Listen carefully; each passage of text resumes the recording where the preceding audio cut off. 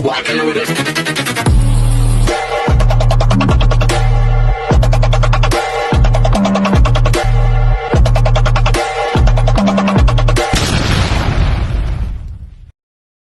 Hi everyone! Good evening! I'm back! It's your Mama Sam dito sa Sam Sam TV. Kamusta naman kayo mga amigo, amiga, kumare at kumpare? Sana lahat kayo ay okay na okay ngayong araw na to. At syempre kung ako naman ang tatanungin nyo, nakita naman ninyo ang beauty ng Mama Sam ninyo, napaka-fresh overload pa rin, di ba? Charot! So kahapon nakakaloka.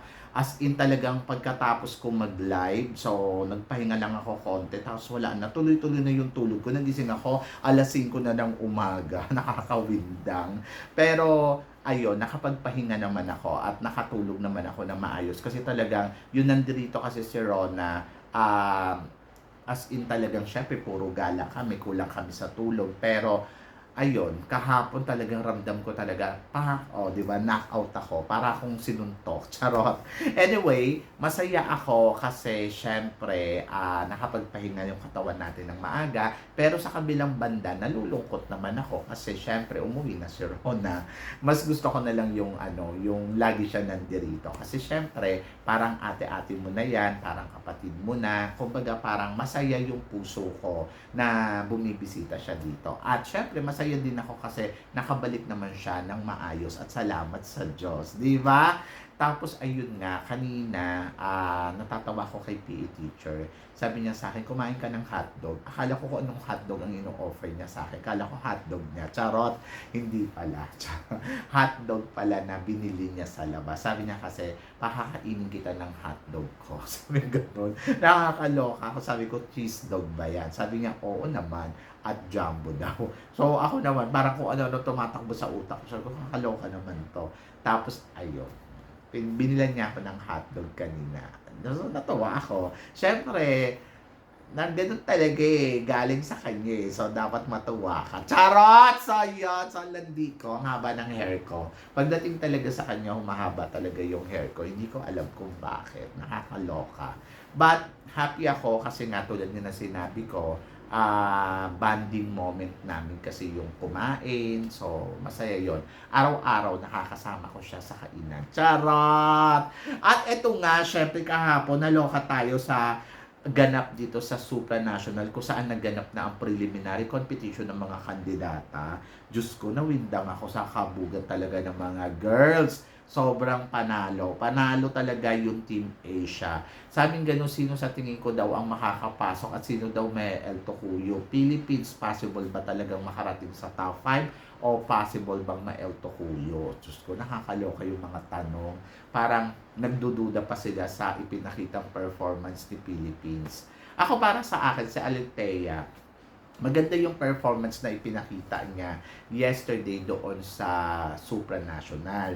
Hindi yung gigil ng gigil na katulad ng ibang Asian na kulad na lang talaga. Hataw talaga nila yung mga gown nila. Tapos yung mga gown ng iba, sabi nila sobrang kabog daw. Tapos si Alethea, hindi naman daw ganun kabongga yung gown. Ako para sa akin, ang ganda ng gown ni Alethea. Very Miss Supranational ang datingan. Para siyang isang babae na nakaka-inspired, sobrang elegant ng execution at saka panalo ang eksena. Para sa akin yung dating ni Alethea ay simpleng dalagang Pilipina. Hindi mo makikita na gigil siya sa bawat eksena niya. Nandoon na talagang yung execution niya tama lang para sa akin. Kasi syempre hindi naman to Miss Universe para humataw siya ng humataw. So, ang ibinigay niya talagang performance, supranational performance. Hindi naman to Miss Grand na kailangan umataw ka.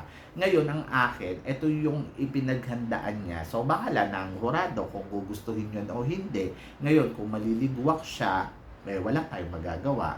Kumbaga, alam ko sa sarili ko na ipiniresent niya yung Pilipinas sa paraan na alam niya. at tama, di ba? Kasi ang problema kasi, naghahanap tayo ng dapat ganito yung performance niya, dapat ganito. Eh, hindi nga siya ganun eh. Kasi ang comparison kasi natin sa ibang Asia, sobrang laki. Katulad na lang halimbawa kay Thailand, nakita natin na umarangkada si Thailand ng bonggang-bongga. So dapat ganun din si Philippines, kabugin niya yon. Pero kasi syempre, iba yung technique ni Philippines, iba yung technique ni Thailand. So parang ganito lang yan yung sa Miss Grand, yung si Nikki De Mora nung lumaban noon, di ba? Sabi ganun, hindi pang Miss Grand yung atake niya. Eh, ayun yung training niya eh. So, ang ending, nailtukuyo siya. Charot. So, yun. Kaya, ewan ko na lang kay Alitea, kung ano man yung kahinatnan niya dyan, eh di bahala na, di ba? Kasi hindi ko alam. Hindi ko alam kung ano yung, kung anong tumatakbo sa mga hurado. But para sa akin, kung ako tatanungin mo, nandoon na hindi ako sanay ang Philippines, ganyan yung atake. But sabi ko naman, maganda naman yung execution niya, maganda naman yung pasarela niya, maganda naman yung evening gown. Tsaka yung doon sa evening gown, hindi siya katulad ng evening gown na nakikita ninyo, katulad ng kay Myanmar. Diyos ko, talagang panalo. In fairness kay Myanmar ha, ang ganda ng gown. But sabi ko nga, yung kay Alitea, simple lang pero kabog. Gusto ko yung sa lower ng gown niya, parang palay na hindi ko maintindihan. Basta ang ganda, sobrang panalo. Kaya sabi ko ay lumalaban. So, kung ikukumpara ko yung ibang kandidata katulad ni Indonesia, syempre iba yung atake ni Indonesia. Ayun yung paghahanda niya eh. So, maganda naman. And nandoon din naman na possible din naman may El Tocuyo. Si Malaysia, maganda din yung kay Malaysia. Si Myanmar, nako talaga si Myanmar, Diyos ko, Diyosan ako sa kanya. And then, si Philippines, maganda din yung execution. Si Vietnam, ang lakas makaano eh, no? Chelsea manalo. Yung alam mo yon, yung meron siyang talagang pa-eksena. Pero, ang masasabi ko naman sa kanila ay, laban na laban din naman talaga si Vietnam. Si Thailand, actually sa kanilang lahat, ang tinik dito kay Philippines ay si Thailand. Si Thailand yung nakikita ko na grabe ang execution. So, nung last time na naglabas sila sa top model, nalaglag to si Indonesia, si Malaysia, at saka si Vietnam. Parang feeling ko, sila yung malalaglag sa sa darating na coronation night. And then, maaaring maglaban si Myanmar, si Philippines, at saka si Thailand. Si Myanmar naman kasi sobrang ganda eh. Kaya nga, di ba, nung top model, nakalusot din to. At sabi ko, iba din yung eksena talaga ni Myanmar, laban na laban. And then, yung kay Philippines naman, gusto ko yung execution niya, simplihan lang. Nare-remind sa akin si Ariela Arida. Yung laban naman ni Ariela Arida, hindi rin naman ganun kakabog, pero nag-third runner-up. So, malay mo, si Althea mag-third runner-up din dito sa supranational. So, maraming ang bumabati ko sa kanya kasi nga daw yung performance daw na ipinakita para daw hindi daw kumabog. So, kaya daw na pag-iiwanan. Pero ang sabi ko naman, syempre, ang ine-execute niya dito, isang dalagang Pilipina na simple lang, yung yung eksena. So, hayaan natin siya. Taga Bulacan kasi siya.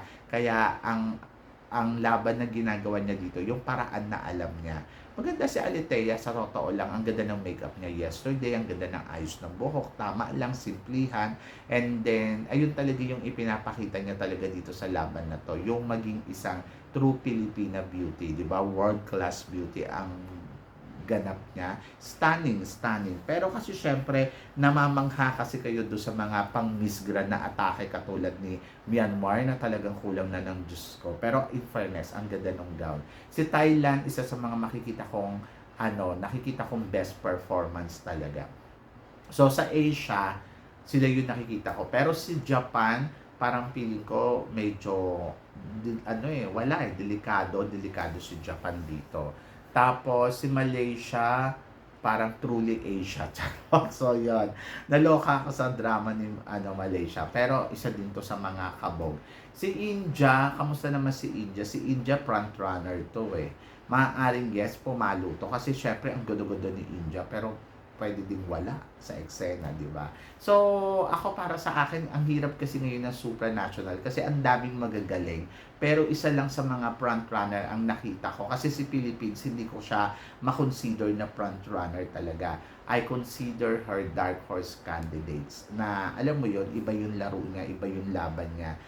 But nandoon ako na parang naniniwala ako na bigla tong bubulusok sa finals. And then, si ano naman, si tawag dito, si India, front runner siya, kasama si Thailand.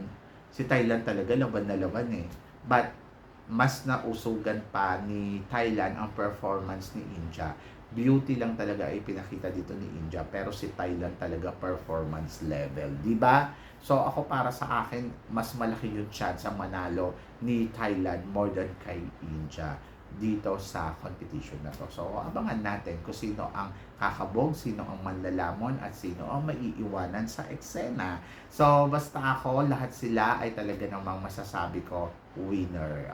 Di ba? So kayo ba guys, ano guys ang tingin ninyo? Tingin ninyo makaka-eksena ba ng bonggang-bongga ang pambato natin hanggang sa dulo? At nag-aalinlangan ba kayo sa performance na ipinakita niya para masabi ninyo na yes, kaya manalo ni Philippines? So, i-comment below ninyo yan para at least malaman ko naman kung ano naman ang chika mo. At sino sa mga taga-Asia ang nakikita ninyo na mas kakabog talaga?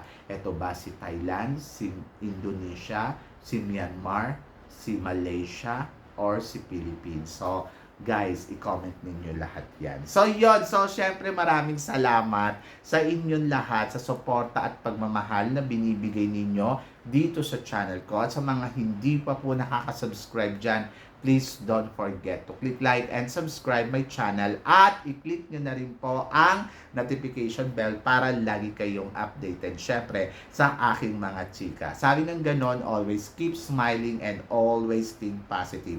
Walang imposible guys, magtiwala lang tayo sa itaas. Kaya guys, hanggang dito na lang, hanggang sa muli nating chikahan. See you tomorrow. Thank you guys.